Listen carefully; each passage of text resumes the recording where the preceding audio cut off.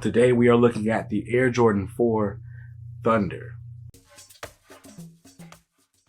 Welcome back to Kicks on Kicks, my channel where I review sneakers, and today we are taking a look at the Air Jordan 4 in the Thunder colorway. These just recently released, and man, these are dope.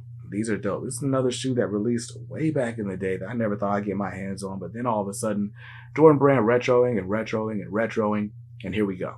The Air Jordan 4 in the Thunder colorway. Now, I reviewed the Lightnings a little while back, and I thought, like, okay, well, we got the Lightnings, we got to get the Thunders eventually, and here they are.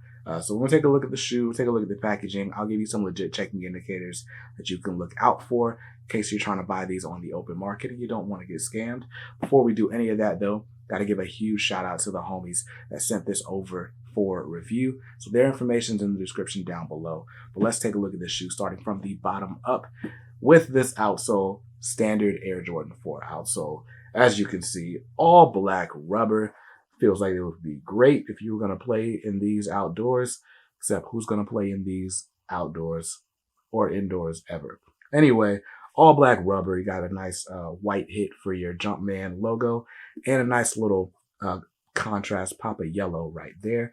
Moving on to your midsole, and you are joined by this great yellow. I think the color is Tour yellow. Let's look. I was right. Tour yellow on the box. So you got your little pod right here at the forefoot, then going back toward the heel, that nice golden rod Tour yellow wrapping all the way around the medial side of the shoe. Very nice, very nice. Like it a lot. Now, let's move on to the uppers where we've got a really nice feeling suede or nubuck. It's definitely nicer than Durabuck, but not quite as nice as like a full grain suede. But anyway, very soft to the touch. You definitely get some movement out of there. Like that a lot. And of course, what pops out at you are the contrast that you get from the yellow nylon that you see under the cages, under the black cages on the tongue, as well as the medial and lateral mid panels. So very nice. Now looking at your Air Jordan 4 wings, your eye stays have this nice yellow hit at the ends. All in all, I just really like the contrast of this shoe. It's black and yellow. It's definitely giving Bumblebee Transformer vibes. Now, moving on, looking at the lace bed, I already made mention of the cage, the yellow under the black caging. But moving up the tongue, if I move these shoestrings out of the way, you'll see you've got a black tag with the white Jumpman and yellow flight text there. Very cool. Now let's move on to the heel of the shoe. Looking at the back, you got your Jumpman. Since this is not an original colorway, you don't get the Nike Air treatment. You got a nice white Jumpman there. And I like that the Jumpman there is white and not yellow. I don't know, man. You can get your Steelers fits off with this. What other teams are black and yellow? I don't know. Pittsburgh Steelers, I guess. Pittsburgh Penguins as well. Boston Bruins. Yeah, I think. I don't know.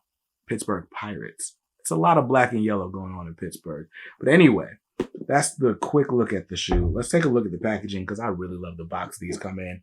And there it is. Standard Air, actually not your standard Air Jordan 4 box. This is the hinge box that you get on some Air Jordan 4s. We saw these on the black canvas. We saw these on the midnight navies. But anyway, a little spackle print all over. You got your flight logo with the bright yellow Jumpman there. Really love that spot gloss spackle treatment.